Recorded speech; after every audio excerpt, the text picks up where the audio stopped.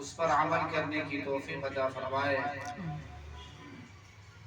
جیسا کہ اس سے پہلے جمعہ میں بھی آپ صلی اللہ علیہ وسلم کی وفات سے متعلق باتیں ہوئی کہ آپ صلی اللہ علیہ وسلم کو جب 7 کنووں کے پانی سے نہلایا گیا، نہانے کے بعد آپ صلی اللہ علیہ وسلم مسجد میں تشریف لے گئے 2 صحابی کے سہارے سے۔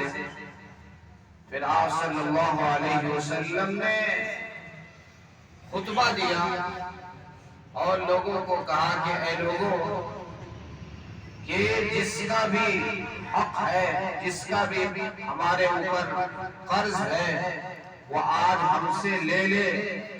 آج ہم جان اور مال کے ساتھ حاضر ہیں، اس لیے یہی ہم سے بدلہ لے لو۔ تمام صحابہ کرام رونے لگے۔ آپ صلی اللہ علیہ وسلم یہ اعلان بار بار دہرا رہے تھے۔ پھر آپ صلی اللہ علیہ وسلم ظہر کی نماز کے بعد بھی یہی اعلان فرمائے ہیں۔ تو ایک صحابی کھڑے ہوئے، انہوں نے مطالبہ کیا تو آپ صلی اللہ علیہ وسلم کو اس وقت وہ قرض ادا کرنے کی بھی طاقت نہیں تھی، 3 درہم دینے کی طاقت نہیں تھی۔ اور وہ نبی جن کے صدقے میں دنیا کو بنایا گیا، وہ نبی جن کی سفارش پر سارے مسلمان جنت میں داخل ہوں، ان کے جانے کا حالت یہ ہے کہ ان کو 3 روپیہ دینے کی طاقت نہیں۔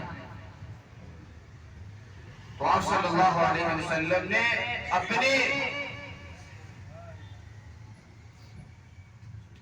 فضیل ابن عباس ایک صحابی ہے، ان کے ہی خاندان کے ہیں، ان کے بھائی لگیں گے، ان سے آپ صلی اللہ علیہ وسلم نے کہا کہ کیا ہمارے اس قرض کو تم دے دو گے؟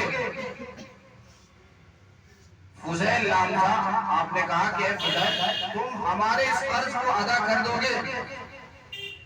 تو اس صحابی نے کہا کہ ہاں۔ پھر آپ صلی اللہ علیہ وسلم ممبر سے اترے اور اپنے حجرے میں چلے گئے۔ پھر آپ صلی اللہ علیہ وسلم جمعرات کے دن عشاء کے وقت آپ صلی اللہ علیہ وسلم کی بیماری میں اتنا شدت ہو گیا تھا، اتنا مرض بڑھ گیا تھا کہ آپ صلی اللہ علیہ وسلم نماز پڑھانے کے لیے اٹھے پھر گر گئے، پھر اٹھے پھر گر گئے۔ اسی طرح 3 مرتبہ آپ نے کوشش کی کہ جا کر نماز پڑھائے، لیکن آپ صلی اللہ علیہ وسلم بار بار گر جا رہے ہیں۔ تو پھر آپ نے کہا کہ حضرت ابو بکر صدیق رضی اللہ عنہ کو کہا کہ نماز پڑھائے۔ یہ جمعرات کا دن تھا اور جمعہ کی رات تھی، عشاء کا نماز۔ پھر لوگوں نے سوچا کہ نماز ہی تو پڑھانا ہے۔ آگے حضرت ابو بکر پیچھے تھے اور حضرت عمر آگے تھے، تو لوگوں نے یہی سوچا تو نماز تو پڑھانا ہی ہے، حضرت عمر کو پڑھا دیا۔ تو آپ صلی اللہ علیہ وسلم نے اپنے حجرے سے زور سے آواز دی کہ عمر کو پیچھے کرو، ابو بکر کو میرے مصلی پر کرو، اس لیے کہ اللہ کا فرمان یہی ہے کہ میرے مصلی پر ابو بکر کے علاوہ کوئی نہ کھڑا ہو۔ اللہ کا یہ فرمان ہے کہ ہمارے حیات رہتے ہوئے ہمارے مصلی پر صرف اور صرف حضرت ابو بکر کھڑا ہو۔ حضرت ابو بکر صدیق رقیق القلب تھے، وہ بہت ہی کم زور ہمت والے تھے، تو انہوں نے نماز پڑھائی اور آپ صلی اللہ علیہ وسلم جمعہ کے دن جبریل امین آئے آپ کا حال پوچھنے کے لیے کہ اے اللہ کے نبی آپ کا حال کیا ہے، اللہ نے ہمیں بھیجا ہے۔ آپ صلی اللہ علیہ وسلم نے بتایا کہ ابھی طبیعت زیادہ خراب ہے، طبیعت صحیح نہیں ہے، بخار میں شدت ہے۔ پھر جبریل علیہ السلام پھر ہفتے کے دن آئے، سنیچر کے دن آئے، پھر آپ سے حال دریافت کیا، آپ نے کہا کہ ابھی ٹھیک نہیں ہے۔ پھر اتوار کے دن حضرت جبریل علیہ السلام آئے، پھر آپ سے پوچھا تو آپ نے کہا کہ ابھی بھی طبیعت میں زیادہ ہی بے چینی ہے۔ اور پھر پیر کا دن آیا، سمار کا دن، تو اس دن آپ صلی اللہ علیہ وسلم کے طبیعت میں کچھ نشاط آیا، کچھ کم طبیعت تھوڑا سا ٹھیک ہوا، اور آپ صلی اللہ علیہ وسلم یہ 632 عیسوی تھا اور 11 ہجری پیر کا دن، آپ صلی اللہ علیہ وسلم فجر کے وقت اپنے حجرے سے دروازہ کو کھول کر باہر جھانکے، اس وقت تمام صحابہ نماز پڑھ رہے تھے۔ صحابہ کے اندر ایسی محبت تھی کہ جب آپ نے جھانکا تو سارے صحابہ آپ کی طرف مڑ گئے، ان کو پتہ ہی نہ تھا کہ ہم نماز پڑھ رہے تھے، نمازی میں آپ کو دیکھنا شروع کر دیا۔ اور یہی آخری ملاقات تھی آپ صلی اللہ علیہ وسلم کا، یہی امت کے لیے اللہ نے آپ کو یہ آخری ملاقات کرایا۔ اور اسی طرح سنیچر کے دن ظہر یا عصر کی نماز، اس میں آپ صلی اللہ علیہ وسلم 2 صحابی کے سہارے سے مسجد میں تشریف لائے۔ اس وقت حضرت ابو بکر صدیق رضی اللہ عنہ نماز پڑھا رہے تھے۔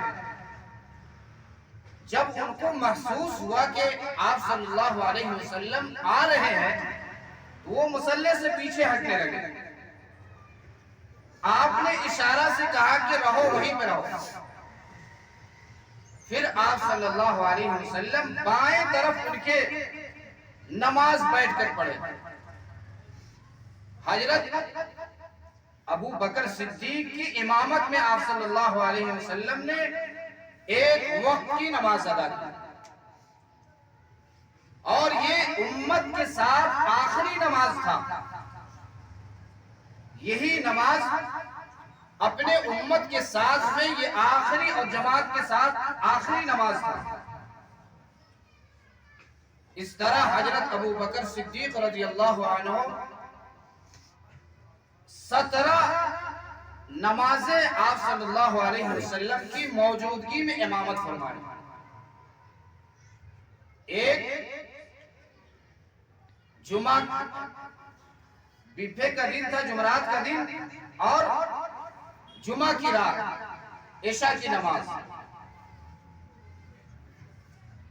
جمعہ کا دن اور سنیچر کی رات عشاء کی نماز کے وقت آپ صلی اللہ علیہ وسلم نہیں گئے،